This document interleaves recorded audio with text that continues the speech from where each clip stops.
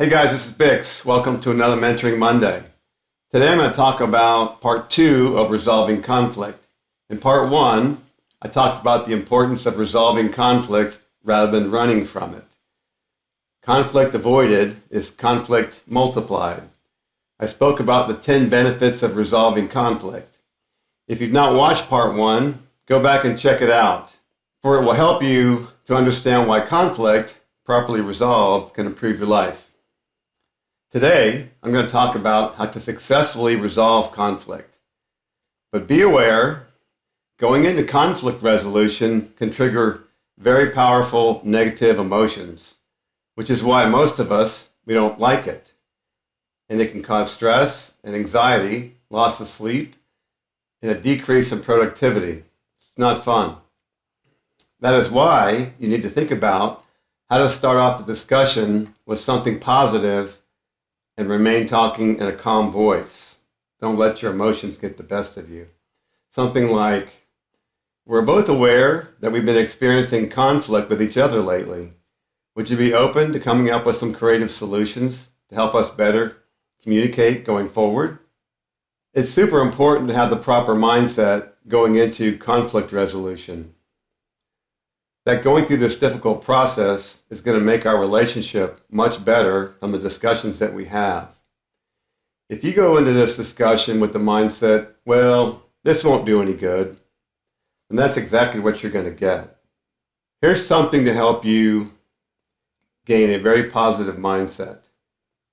It's better to learn something than to be right. I'll say that again. It's better to learn something than to be right. This will help set the tone for a productive talk. Another powerful tool to prepare yourself for successful conflict resolution is for each side to go through this thought process. Each side asks themselves, what did I do that was stupid to contribute to this conflict? How was I an idiot? Even if you think you did nothing wrong, the other side thinks you did, and perception's reality. It takes two to tango.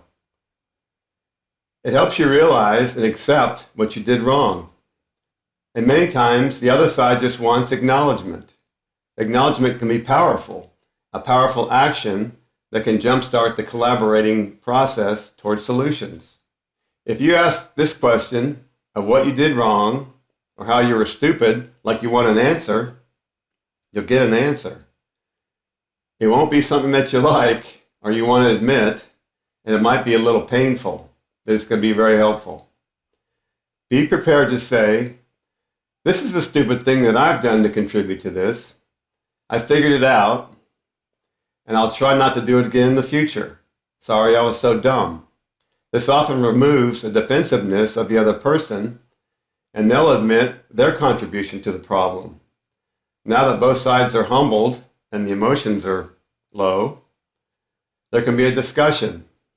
Remember, your goal should be to solve the problem, not attain a victory. It's better to learn something than to be right. You'll be much happier having a growth or a learning mindset than to be right all the time. Being right only feels good for the moment. Growth feels good all the time, and a growth mindset attracts other growth-minded people. The law of attraction. Ask yourself, do I want to make friends with what I know or what I don't know?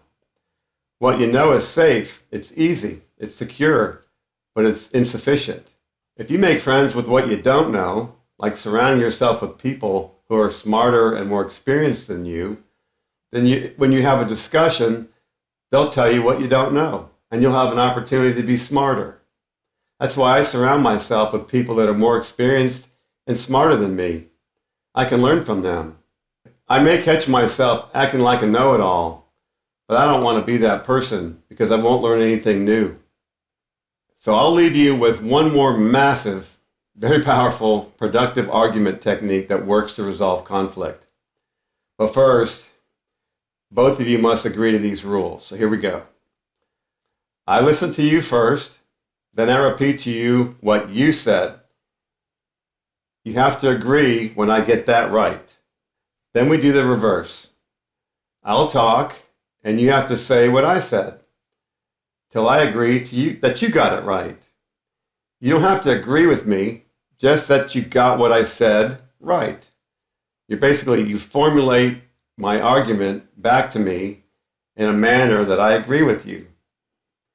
If you do this, then the arguments tend to be way more productive. It really works. It means that you're both at least listening to each other and not talking over each other. Sometimes when you listen to someone, they'll discover the limits of their own argument. So just shut up and let this happen. I guess we have another name for it. If you give someone enough rope, they'll hang themselves.